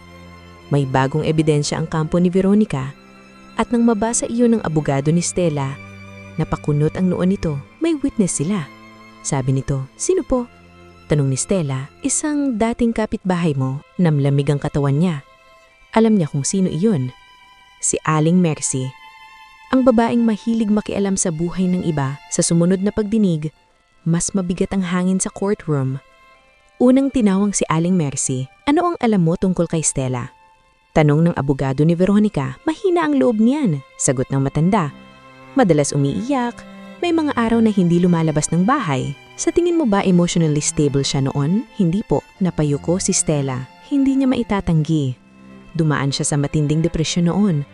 Ngunit iba na siya ngayon, ngunit hindi pa doon natapos ang alas ni Veronica. May isa pa kamang ebidensya, Your Honor. Ipinakita ang lumang medical record ni Stella. Isang konsultasyon sa psychiatrist, 1 taon at kalahati na ang nakalipas. Diagnosis, severe postpartum depression. Nag-ibang ihip ng hangin. Napahawak si Stella sa dibdib. Hindi niya alam kung paano nakuha ni Veronica ang dokumentong iyon. Ngunit malinaw. Pinaghandaan niya si Stella. Your Honor, ang postpartum depression ay isang medical condition, hindi ito krimen. At higit sa lahat, nagpagamot ang aking kliyente. May patunay ba? Tanong ng hukom. Tumayo si Stella. Meron po. Nanginginig niyang sabi. At sa unang pagkakataon, siya mismo ang nagsalita. Opo. Nagkaroon ako ng depresyon dahil iniwan ako, dahil wala akong makain, dahil pakiramdam ko wala akong halaga. Tahimik ang lahat. Pero nagpagamot po ako. Nagtatrabaho ako. At bumalik ako para sa anak ko. Napatingin siya kay Veronica. Hindi ako perpekto. Pero hindi ibig sabihin nun wala akong karapatang magmahal. Ngulit ang pinakamabigat na sandali ay dumating nang tawagin si Samuel. Mr. De La Rosa, sa kabila ng lahat ng ito, sino sa tingin mo ang mas stable na kapaligiran para sa bata? Tahimik siya. Sa kaliwa niya, ang asawa niyang legal. Sa kanan niya, ang babaeng mahal niya. Kung sasagutin niya iyon, may masisirang kuluyan, huminga siya ng malalim. At this point, sabi niya, ang pinaka-stable ay ang katotohanan. Naguguluhan ng hukom. Explain, hindi magiging stable ang batang ito kung itatago ang kanyang pinagmulan. Kung palalakihin siya sa galit at kasinungalingan, napatingin si Veronica sa kanya, Samuel. Pag-isipan mo ang sinasabi mo, matagal ko nang pinag-iisipan. Huminto siya. At sa kanya sinabi ang desisyong babago lahat. Handa akong makipaghiwalay, parang sumabog ang courtroom. What? Sigaw ni Veronica. Kung ang presensya ko bilang asawa mo ang nagiging dahilan ng laban nito, aalis ako. Nanlaki ang mata ni Stella. Hindi niya inaasahan niyon. Hindi ito tungkol sa kanya lang. Dagdag ni Samuel, ito ay tungkol sa bata. At sa katotohanang matagal nang wasak ang ating kasal, namumutla si Veronica. Pinili mo siya. Tahimik siya. Ngunit sa pagkakataong ito, hindi na siya umiwas. Oo, tumulo ang luha ni Veronica. Hindi nagalit. Kung hindi pagkatalo, ngunit bago siya tuluyang bumagsak, may sinabi siya na ikinagulat ng lahat. Kung makikipaghiwalay ka, Samuel, sisiguraduhin kong hindi mo makukuha ang bata. Nanginginig ang boses niya. Dahil legally, ako pa rin ang adoptive mother. At doon, naramdaman ni Stella na hindi pa tapos ang laban. Dahil ngayon, hindi lang custody ang nakataya, kundi ang puso ng isang bilyonaryo at ang pagbagsak ng isang reyna. Sa labas ng courtroom, tahimik na tumayo si Samuel sa tabi ni Stella. Hindi ko alam kung tama ang ginawa ko. Tama po. Pero hindi magiging madali. Ngumiti siya ng bahagya. Hindi naman naging madali ang pagmamahal. Sa di kalayuan, nakatingin si Veronica at sa mga mata niya, may bagong apoy. Hindi na lang ito laban para sa bata, kundi laban para sa kanyang dignidad. Hindi na bumalik si Samuel sa silid nilang mag-asawa. Sa gabing iyon, sa guest room siya natulog.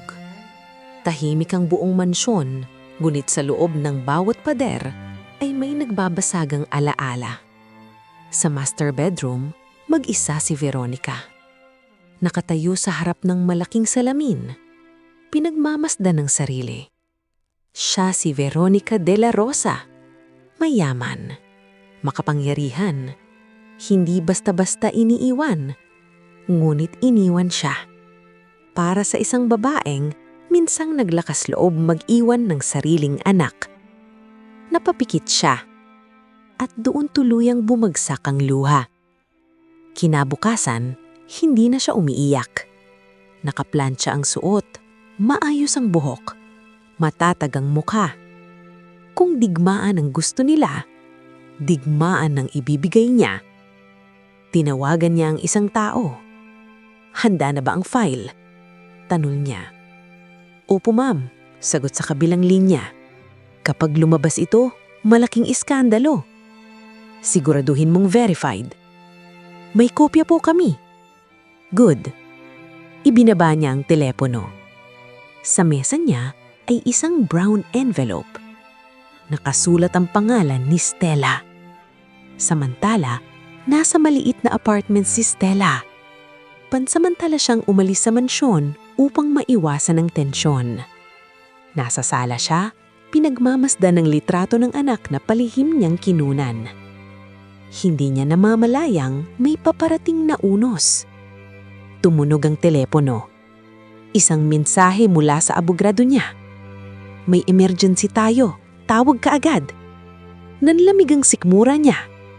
Sa opisina ng abogado, tahimik ang paligid. May inilabas ang kampo ni Mrs. De La Rosa. Sabi nito, ano po? Isang folder ang iniabot sa kanya. Mga printed screenshots, mga litrato, mga post sa social media, at isang dokumento. Nang mabasa niya ang nilalaman, parang nawalan siya ng hangin. Hindi po ito totoo. Ngunit may pirma, may detalye. Isang lumang kaso ng estafa. Pangalan niyang nakalagay. May kapangalan ka ba? Tanong ng abogado. Opo, pero parehong birthday, parehong address noong panahong iyon. Napailing siya. Hindi ako yan. May identity theft noon sa lugar namin. May police report ka ba? Tahimik siya. Wala. Dahil noon, mas inuna niyang mabuhay kesa maghabol ng taso. Makalipas ang ilang oras, kumalat ang balita. Isang online article. Biological mother in custody battle has fraud record. May litrato niya. Hindi na private ang laban, hindi na tahimik. Tinunod iyon ni Veronica sa tablet. Walang emosyon ang mukha niya. Ngunit sa loob, may kakaibang kasiyahan. Kinagabihan, dumating si Samuel sa apartment ni Stella. Hindi siya kumatok agad. Pinakalma muna ang sarili. Nang pagbuksan siya ni Stella, namumugto ang mata nito. Totoo ba? Mahinang tanong niya. Parang kutsilyo ang tanong na iyon. Hindi. Agad niyang sagot. Hindi ako yan. Lumapit siya. Huwag mo akong tignan ng ganyan. Gusto kitang paniwalaan. Maniwala ka. Tahimik. Mabigat. At kung gamitin ito sa korte, tanong niya. Lalaban ako. Paano kung manalo sila dahil dito? Nanginginig ang boses niya. Hindi ko na kayang mawala siya ulit. Dahan-dahang hinawakan ni Samuel ang mukha niya. Hindi kita iiwan. Sa unang pagkakataon, hinalikan niya ito. Hindi na pagdadalawang isip, hindi na lihim. Isang halik na puno ng pangako. Ngulit sa labas ng apartment, may nakapark na sasakyan. At sa loob nito, isang taong tahimik na kumukuha ng litrato. Kinabukasan, mas malaki ang iskandalo. Billionaire husband seen with biological mother amid scandal. May litrato ng kanilang halikan. Kumalat sa media. Tinawagan ng board of directors si Samuel. Tinawagan ng investors. Ang personal na laban. Naging pampubliko. Sa mansyon, tahimik na nakaupo si Veronica. Pinanunod ang balita. Lumapit ang kanyang assistant. Ma'am, trending po kayo. Hindi siyang ngumiti. Hindi pa ito ang katapusan. Sa loob niya, alam niyang maaaring tuluyang sirain ang reputasyon ni Stella. At kung masira ito, maaaring mawalan ito ng kredibilidad sa korte. Ngunit may hindi siya inaasahan. Sa gitna ng kaguluhan, may isang taong simulang maghukay. Isang reporter na napansin ang inconsistency sa record. At kung mapatunayang napeke ang kasong iyon, maaaring bumalik sa kanya ang apoy. Habang magkatabi sina Stella at Samuel sa apartment, alam nilang hindi na ito simpleng usapin ng kustodya. Ito ay laban ng katotohanan, laban sa kapangyarihan. At kung sino ang mas matibay, siya ang mananatili. Ngunit sa gitna ng kaguluhan, may isang tanong na bumabagbag kay Samuel. Hanggang saan niya kayang sakripisyuhin ang lahat? 3 araw na magulong balita. 3 araw na walang tigil ang tawag ng media. 3 araw na tila hinuhusgahan si Stella ng buong mundo. Sa bawat headline, siya ang kontrabida. Isang manluloko, isang unstable na ina, isang babaeng sumira ng kasal. Ngunit sa likod ng ingay, may isang taong tahimik na naghahanap ng katotohanan. Isang investigative reporter na nagngangalang Marco Villanueva ang nakapansin ng kakaiba sa dokumentong inilabas laban kay Stella. Magkaibang middle initial, magkaibang signature style, at higit sa lahat, magkaibang fingerprint record sa archived court file. May mali, at hindi maliit na mali. Isang umaga, kumatok siya sa apartment ni Stella. Nag-alangan si Samuel na pagbuksan, ngunit nang marinig ang pakay nito, pinapasok nila. Hindi ako nandito para manira, sabi ni Marco. Nandito ako dahil may butas ang istorya. Ipinakita niya ang kopya ng official court archive. Ang kasong estafa ay may ibang Stella ang may middle name na Ramirez. Ikaw ay Santiago. Nanlaki ang mata ni Stella. Sinabi ko sa inyo. Teka, dagdag ni Marco, may mas mabigat pa. Ipinakita niya ang metadata ng dokumentong kumalat online. Na-edit ang file 2 linggo bago ito ilabas. Tahimik ang sala, Parang unti-unting bumabalik ang hangin sa baga ni Stella. Ibig mong sabihin, mahinang sabi ni Samuel, may nagmanipulate ng dokumento. Sa kabilang dulo ng lungsod, nasa opisina si Veronica nang makatanggap ng tawag mula sa kanyang PR manager. "Ma'am, may problema po." "Ano na naman?" "May lalabas na expose mamayang gabi tungkol sa falsified record." Nanlamig ang kamay niya. "Imposible! May digital trail po, may IP address." Tumigil ang mundo niya nang marinig ang susunod na detalye. Ang IP address nakarehistro sa isa sa kanilang subsidiary offices.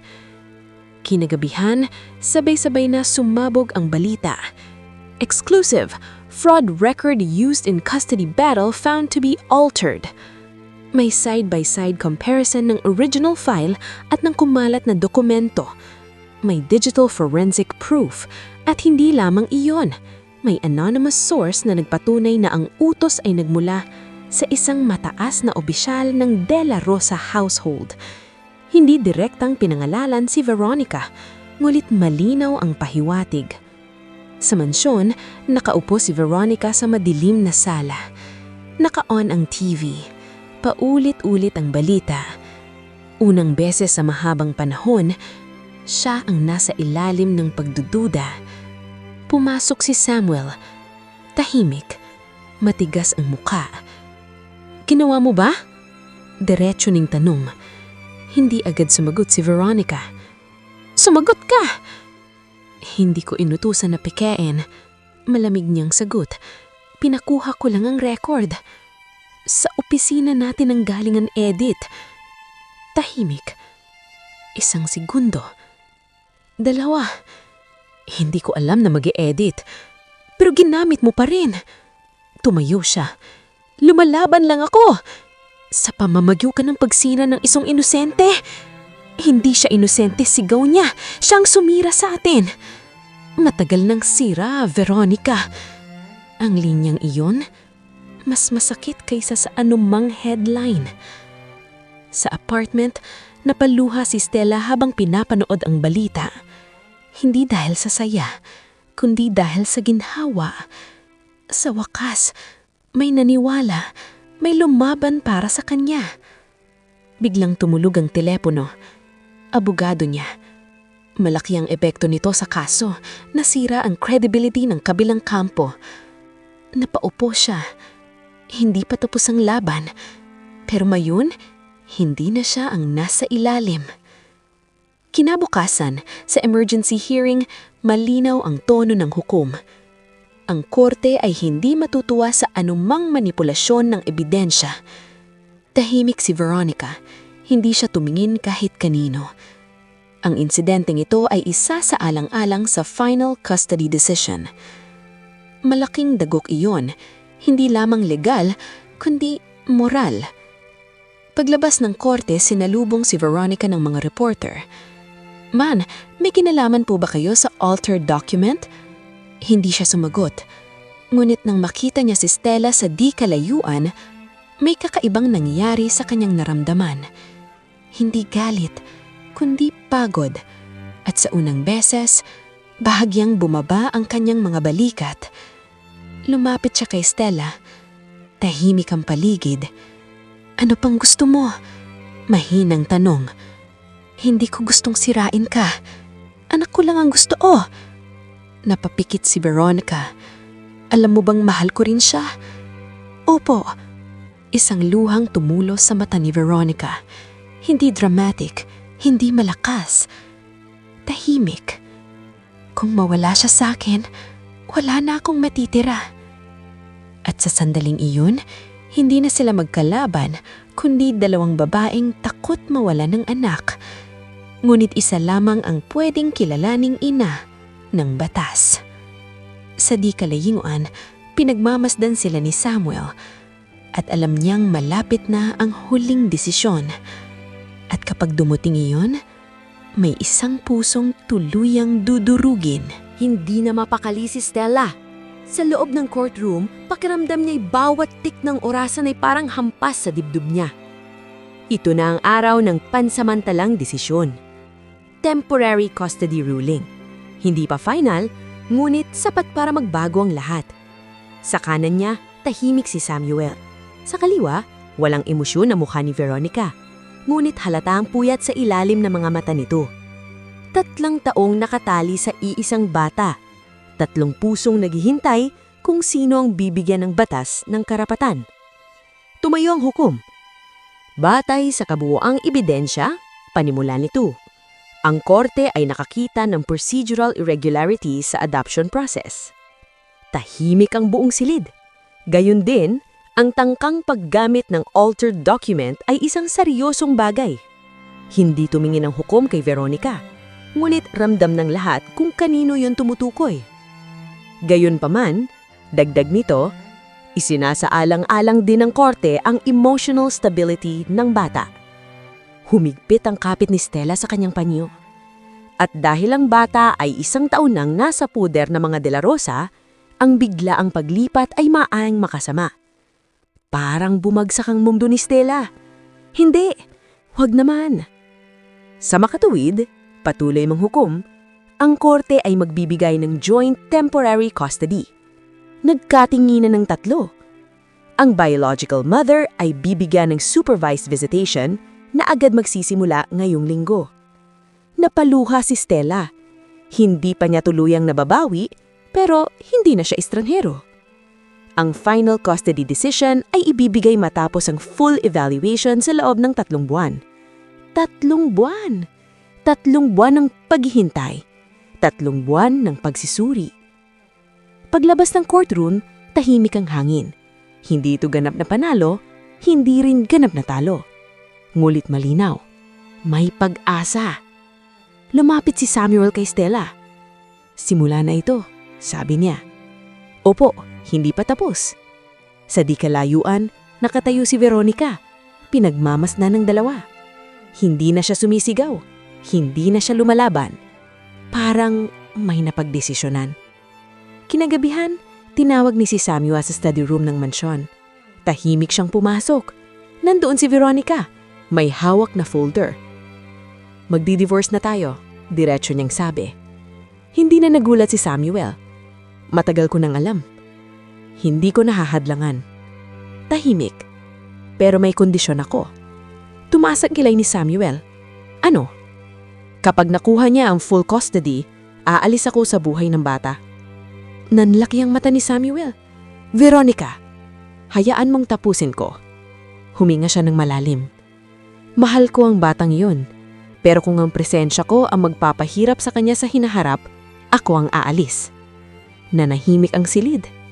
Ito ba ang babaeng handang manira ng ebidensya ilang araw lang ang nakalipas? Oo, nagkamali ako. Naging desperado ako. Naging makasarili. Unang beses niyang inamin. Pero hindi ko kayang palakihin siya sa gitna ng galit. Napaupo si Samuel. Hindi niya inaasahan ang ganitong sakripisyo. At ikaw, Danyama, handa ka bang panindigan si Stella kahit mawalang pangalan mo sa lipunan? Handa, sagot niya nang walang pag-aalinlangan. Napangiti si Veronica. Hindi masaya, ngunit payapa. Siguro yun ang kaibahan natin. Ako, natuto lang mahal kapag may kasiguraduhan. Siya, lumalaban kahit walang kasiguraduhan. Tahimik si Samuel. Kapag natapos ang kasong ito, aalis ako ng bansa. Nanlaki ang mata ni Samuel. Hindi mo kailangang... Kailangan ko, putol niya. Para makapag-umpisa ulit. Kinabukasan, unang supervised visit ni Stella sa isang child development center. Nang ibigay sa kanyang anak, halos hindi siya makahinga sa sobrang emosyon. 1 taon niyang inasam ang sandaling ito. Yakap, amoy, init ng maliit na katawan. Anak, bulong niya habang umiiyak. Sa likod ng salamin, pinagmamasdan nila sina Samuel at Veronica. Tahimik, maghalong sakit at pag-asa. Hindi nagsalita si Veronica, ngunit sa mga mata niya, may unti-unting pagtanggap. Pag-uwi sa mansyon, tumidil si Veronica sa nursery. Pinagmasdan ng crib, ang mga laruan, ang mga alaala. Patawad, bulong niya. Hindi para kay Stella, Hindi para kay Samuel, kundi para sa sarili niya. Sa wakas, handa na siyang magbitaw. Samantala, sa apartment, hawak ni Stella ang litrato ng unang visitation. Hindi pa tapos ang laban. May 3 buwan pa. Ngunit sa unang pagkakataon, hindi na siya natatakot. Dahil ngayon, may batas na kumikilala sa kanya bilang ina at may lalaking handang panindigan siya. Ngunit, ang final decision, maaring magbago sa lahat. 3 buwan nang lumipas na parang 3 taon. Bawat linggo ng supervised visitation ay naging sandigan ni Stella. Unti-unting nasanay ang bata sa kanyang presensya, sa boses niya, sa yakap niya, sa paraan ng pag-awit niya ng uyai tuwing hapon. Sa bawat pag-uwi na sa apartment, dala niya ang pag-asa.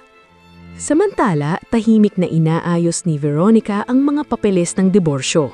Hindi na siya lumalaban sa media, hindi na siya nagsasalita laban kay Stella. Parang may tinatapos na lang siya sa loob. At gayon, dumating na ang araw ng final custody hearing. Mas tahimik ang courtroom kaysa dati.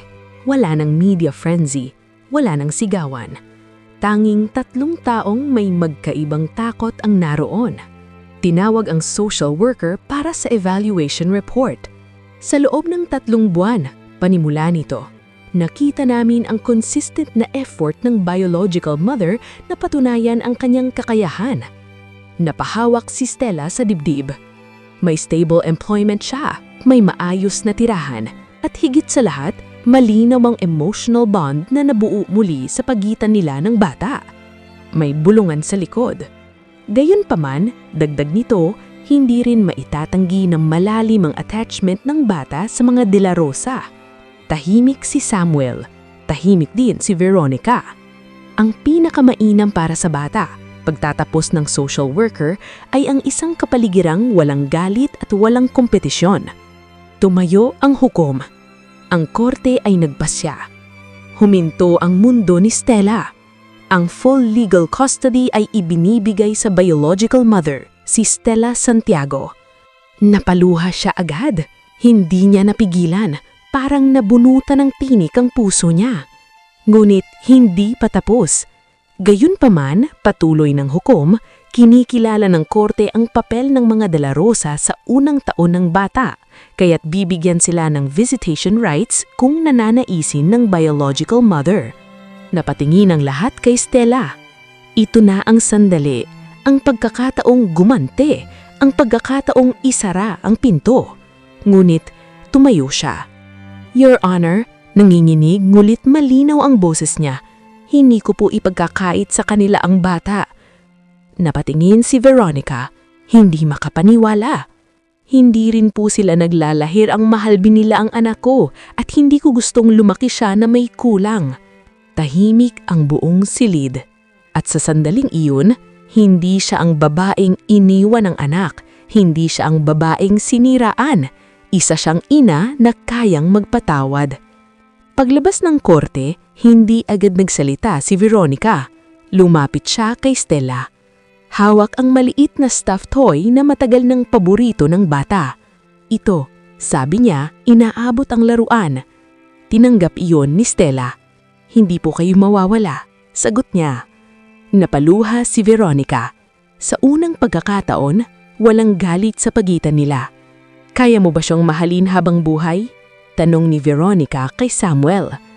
Oo, walang pag-aatubiling sagot nito. Tumanggo siya. Alagaan mo siya. Hindi malinaw kung sino ang tinutukoy niya, si Stella, ang bata, o pareho. Sa labas ng courthouse, unang beses na kinarga ni Stella ang anak niya bilang legal na ina. Wala ng supervision, wala ng limitasyon. Yakap niya ang buong mundo sa maliit na katawan niyon. Lumapit si Samuel, tahimik. Panalo ka, sabi niya. Umiling si Stella. Hindi ito panalo, ito ay pagbabalik. Ngumiti siya. At sa gitna ng liwanag ng araw, parang nagsimula ang panibagong kabanata. Ngunit may isang bagay pang kailangang tapusin, ang kasal at ang panibagong simula. Sa gabing iyon, tahimik nag-impake si Veronica. Isang maleta, Isang kabanata ang nagsara. Bago siya tuluyang umalis ng mansyon, tumingin siya sa paligid. Hindi na siya galit. Pagod lang. Ngunit mas magaan. Dahil sa wakas, tinanggap niya na may mga bagay na hindi niya kayang kontrolin. At ang pag-ibig, hindi ipinipilit. Habang pinagmamasdan ni Stella ang natutulog na anak sa bagong kwarto nito sa apartment, may kumatok sa pintuan. Si Samuel, may hawak na maliit na kahon. At this point, wala na akong mawawala, sabi niya. Napangiti si Stella. Sigurado ka ba? Oo. Lumuhod siya. At sa sandaling iyon, hindi bilang bilyonaryo, hindi bilang tagapagmana ng pangalan, kundi bilang lalaking umiibig. Hindi Indigrande ang lugar. Hindi sa isang ballroom. Hindi sa ilalim ng kumikislap na chandelier. Nasa maliit na sala lamang ng apartment ni Stella. May mga laruan sa sahig, may bote ng gatas sa mesa. At sa crib sa gilid ng kwarto, mahimbing na natutulog ang batang minsang naging sentro ng digmaan. Ngulit sa gabing iyon, may mas mahalagang mangyayari. Nakaluhod si Samuel sa harap ni Stella, hindi bilang Mr. De La Rosa, hindi bilang bilyonaryo, kundi bilang isang lalaking natutong magmahal sa gitna ng kaguluhan. Hindi ako perpekto, panimula niya. Nagkamali ako, naging bulag ako sa sarili kong tahanan. Hinayaan kong masira ang mga bagay na dapat noon pa ay inayos. Tahimik si Stella. Ramdam niya ang kabog ng dibdib niya. Pero isang bagay ang malinaw sa akin. Dagdag niya, ikaw at ang anak mo, kayaw ang tahanan na gusto kong buuin. Binuksan niya ang maliit na kahon. Isang simpleng singsing, hindi sobrang laki, hindi sobra ang kinang, ngunit puno ng kahulugan. Stella Santiago, nanginginig ngunit matatag ang boses niya. Papayagan mo bang maging asawa ko? Hindi dahil kailangan natin ng pangalan, hindi dahil sa obligasyon, kundi dahil mahal kita. Napaluha si Stella, hindi dahil sa singsing, kundi dahil sa mga pinagdaanan nila. Sa ulan, sa pag-alis, sa korte, sa kahihiyan, sa pagbangon. Sigurado ka? Mahinang tanong niya. Oo, hindi na ako pipili ng madali. Pipiliin ko kung sino ang totoo. Tahimik ang sandali. At saka siya ngumiti. Oo. Isang simpleng sagot. Ngunit sapat para baguhin ang mundo nila. Isinuot ni Samuel ang singsing sa daliri niya. At sa unang pagkakataon, hindi na sila nagtatago. Makalipas ang ilang buwan, ginanap ang kanilang kasal.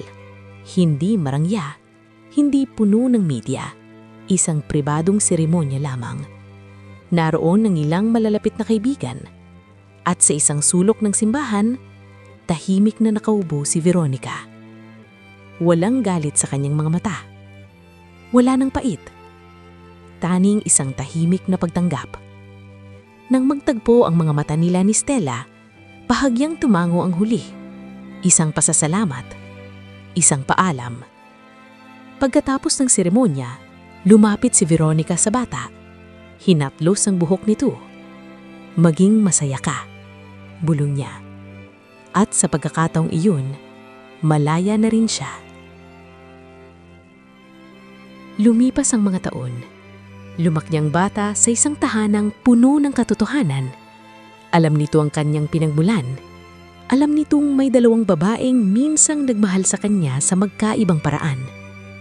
At alam nitong ang kanyang ama ay hindi ang lalaking nagsilang sa kanya, kundi ang lalaking piniling manatili. Isang hapon habang pinapanood ni Stella ang anak na naglalaro sa hardin ng bago nilang tahanan, lumapit si Samuel sa likuran niya. Kung hindi mo siya iniwan noon, hindi tayo makikita. Napangiti si Stella. Minsan, ang maling desisyon ang nagdadala sa atin sa tamang tao. Hinawakan niya ang kamay nito. Pero hindi ibig sabihin nun, tama ang pag-iwan. Umiling siya. Hindi, pero ang mahalaga, bumalik ka. At iyon ang aral na tumatak sa kanilang lahat. Ang pagkakamali ay hindi katapusan. Ang kahinaan ay hindi habang buhay. At ang isang pusong handang bumangon ay mas malakas kaysa sa anumang kapangyarihan. Sa gabing iyon, habang pinapatulog ni Stella ang anak, bumulong ito. Mama? Isang simpleng tawag, ngunit minsan niyang inakala na hindi na niya maririnig. At sa kabilang silid narinig niya ang boses ni Samuel. Love, nandito lang ako. Hindi perpektong kanilang simula. Hindi madali ang kanilang laban. Ngunit sa wakas, nabawi ni Stella ang kanyang anak at natagpuan niya ang pag-ibig na hindi niya kailanman hiniling. Ngunit siya ang pinili. Wakas. Aral ng kwento? Ang tunay na pag-ibig ay hindi ipinaglalaban para manalo, kundi ipinaglalaban para maging totoo. Ang pagiging ina o ama ay hindi lamang dugo ang basehan, kundi ang paninindigan. At sa dulo, ang pagpapatawad ang nagbibigay ng bagong umaga sa mga pusong minsang nasugatan.